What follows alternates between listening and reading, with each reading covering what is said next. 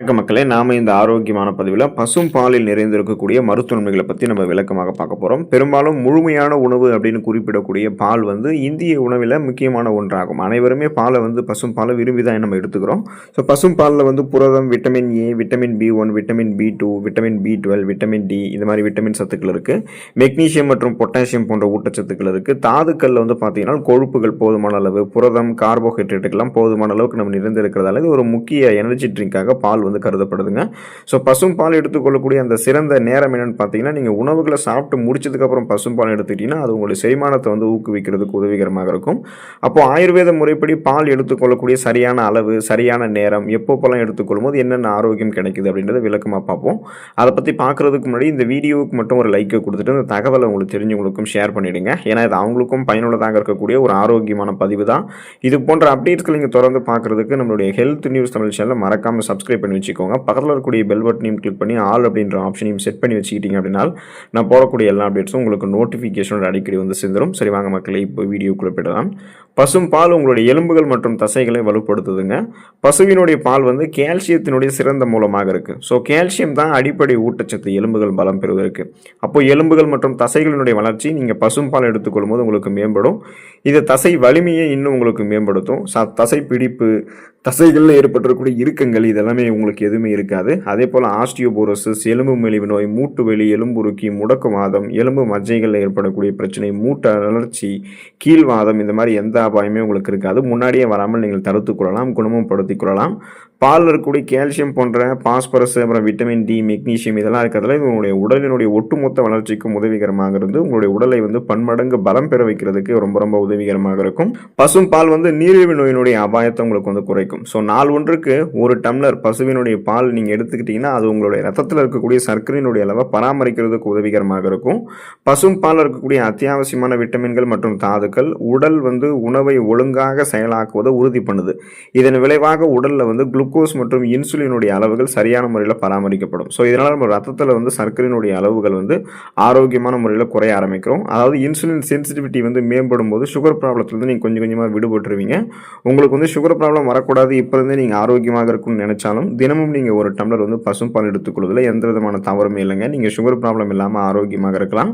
சிறந்த மூளை வளர்ச்சிக்கு உதவிகரமாக இருக்கக்கூடியது பசும் பால். ஸோ மூளை வளர்ச்சிக்கு பால் அந்த பசும் பால் சிறந்ததுங்க. அதுக்கான காரணம் என்னென்னு பார்த்தீங்கன்னா, இந்த பசும் பால் இருக்கக்கூடிய விட்டமின் பி என்ன பண்ணும், நரம்புகளை அமைதிப்படுத்துறது மட்டும் இல்லாமல் சரியான தூக்க சுழற்சிக்கு நமக்கு உதவிகரமாக இருக்கும். இதனால் விட்டமின் B12 நமக்கு கிடைக்கும் பொழுது மூளையினுடைய கூர்மை மற்றும் நினைவாற்றலை பசும் பால் நமக்கு நேரடியாக பாதிக்கும். டைரெக்டாக என்ன பண்ணணும்னா நமக்கு ரீச் பண்ணி மூளை கூர்மையாக இருக்கிறதுக்கும் நினைவாற்றல் பெறுவதற்கும் ரொம்ப ரொம்ப ஹெல்ப் பண்ணும். இதனால் ஒட்டுமொத்த மூளை வளர்ச்சியுமே மேம்படும். குறிப்பாக குழந்தைகளுக்கு இந்த மூளை வளர்ச்சிக்கெல்லாம் உங்களுக்கு பசும் பால் கொடுக்கறதுக்கான காரணமே இதுதாங்க. சிந்தித்து செயல்படக்கூடிய ஆற்றலை அவங்க அந்த வயசுலேருந்தே பெற ஆரம்பிப்பாங்க.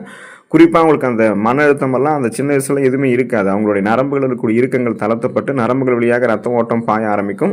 அவங்க என்ன பண்ணுவாங்க அப்படின்னா, சீரான இடைவெளியில் அவங்களுக்கு அந்த இறுக்கங்கள் தளர்த்தப்படும் போது மூளை செல்கள் புதுப்பிக்கப்பட்டு கொண்டே இருக்கும். அப்போ அவங்க சிந்தித்து செயல்படக்கூடிய ஆற்றலை பெறுவாங்க. சீக்கிரமே பார்த்தீங்கன்னா அந்த மன அழுத்தமெல்லாம் எதுவும் இல்லாமல் நரம்புகள் இருக்கக்கூடிய இறுக்கங்கள்லாம் தளர்த்தப்படும் பொழுது இயல்பாகவே அவங்க தூங்க ஆரம்பிப்பாங்க. அந்த டோப்பமைன் போன்ற ஹார்மோன்கள்லாம் சுரக்க ஆரம்பித்து ஸ்ட்ரெஸ் டென்ஷன் இல்லாமல் ரிலீஃப் அடைஞ்சிருவாங்க. சீக்கிரமே தூக்கம்லாம் வர ஆரம்பிக்கும் பசும் பால் எடுத்துக்கொள்ளும் போது. பசும் பால் நோய் எதிர்ப்பு மண்டலத்தை நமக்கு ஆதரிக்குதுங்க. ஸோ நம்மளோட இம்யூன் பவர் அது இன்க்ரீஸ் பண்ணுது. பசும் பால் உடலில் நோய் எதிர்ப்பு சக்தியை வலுப்படுத்துறதுக்கான காரணம் என்னென்னு பார்த்தீங்கன்னா, அதில் இருக்கக்கூடிய இம்யூனோகுளோபின்கள், லாக்டோஃபெரின் மற்றும் ப்ரோபயோட்டிக்களினுடைய உள்ளடக்கம் தான். ஸோ இதன் காரணமாக தான் தொற்று நோய்களை எதிர்த்து போராடுவதற்கு உதவிகரமாக இருக்குது. இந்த இம்யூனோகுளோபின்கள், ஆன்டிபயோட்டிகள், ஸோ இதெல்லாம் உங்களுடைய உடலில் இருக்கக்கூடிய வைரஸ்கள், பாக்டீரியாக்கள், நச்சுக்கள் இந்த மாதிரி அடையாளம் காண முடியாத கிருமிகளை வெளியேற்றுவதற்கு ஹெல்ப் பண்ணும். மேலும் உங்களுக்கு இந்த சீசனலாக புதுசாக அட்டாக் ஆகக்கூடிய பாக்டீரியா, வைரஸ் போன்ற பருவகால தொற்று வியாதிகள், அந்த கிருமிகள்லாம் பரவாமல் தடுக்கிறதுக்குமே பசும் பால் உங்களுடைய நோய் எதிர்ப்பு சக்தியை மேம்படுத்துங்க. ஸோ அப்போ பார்த்தீங்கன்னா இந்த பசும் பால் இருக்கக்கூடிய லாக்டோபெரின் அப்படின்றது பாக்டீரியா எதிர்ப்பு, வைரஸ் எதிர்ப்பு, பூஞ்சை காளான் மற்றும் அலர்ஜி எதிர்ப்பு பண்புகள், ஆன்டி இன்ஃப்ளமேட்டரி ப்ராப்பர்ட்டிஸ் எல்லாம் கொண்டு வரக்கூடிய ஒரு வகையான புரதம். ஸோ இது ப்ரோபயோட்டிக், இது குடலில் வாழக்கூடிய நல்ல பாக்டீரியாக்கள்னு சொல்லுவோம். ஸோ ஆக மொத்தம் இதெல்லாமே நமக்கு நன்மை செய்யக்கூடிய ஊட்டச்சத்துக்கள், பாக்டீரியாக்கள். அதனால் பசும் பால் எடுத்துக்கொள்ளும் போது கெட்ட பாக்டீரியாக்கள் இனம் காணப்பட்டு அழிக்கப்பட்டு விடும், மீண்டும் வராமல் நமக்கு தடுக்கும். தடுக்கப்பட்டுவிடும்.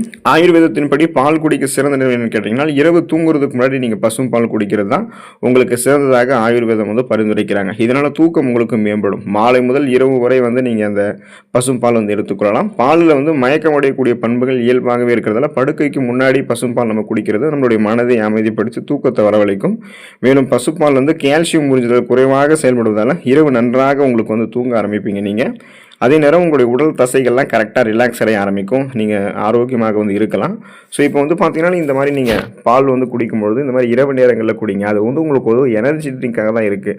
இல்லை அதுக்கு முன்னாடி நீங்கள் பால் குடிக்கணும் அப்படின்னா காலையில் வெறும் வயிற்றுலாம் பால் குடிக்காதீங்க. இரவு தூங்குறதுக்கு முன்னாடி நீங்கள் பால் குடிக்கலாம். அதுபோல் உணவுகளை சாப்பிட்டு முடிச்சதுக்கு அப்புறம் நீங்கள் வந்து பசும் பால் குடிச்சிங்கன்னா அது ஒரு எனர்ஜி ட்ரிங்க் மாதிரி அந்த உணவுகள் செரிமானம் ஆகிறதுக்கு ரொம்ப உதவிகரமாக இருக்குங்க.